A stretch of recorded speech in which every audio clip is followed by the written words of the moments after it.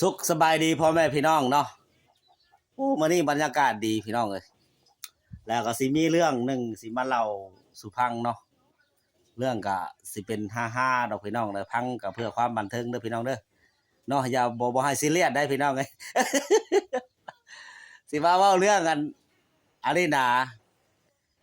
อันพี่สั่งกันเขาเจ้าเล่านิทานให้ฟัง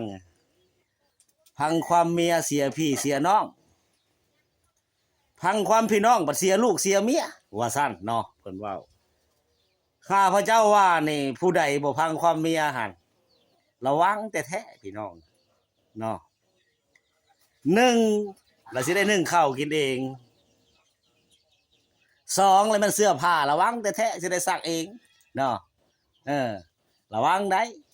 อันพ่อแม่นี่เพิ่นเลี้ยงเฮานี่มาตั้งแต่น้อยพี่น้องเอ้ยเนาะจนใหญ่เนาะอันนี้บ่แม่นว่าลบหลู่บุญคุณอีพ่ออีแม่ซะทุเนาะนกใส่เก้าเท่าสิหัวพี่น้องโอ้ยโอ้ยว้ามันอินลายจนน้ำลายฟงพี่น้องเอ้ย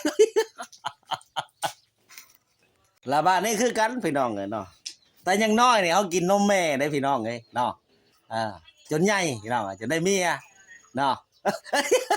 ฟังเอาเด้อผู้ชายเอาข้อที่สำคัญที่สุดเด้อข้อนี้นะละบาดนี้หั่น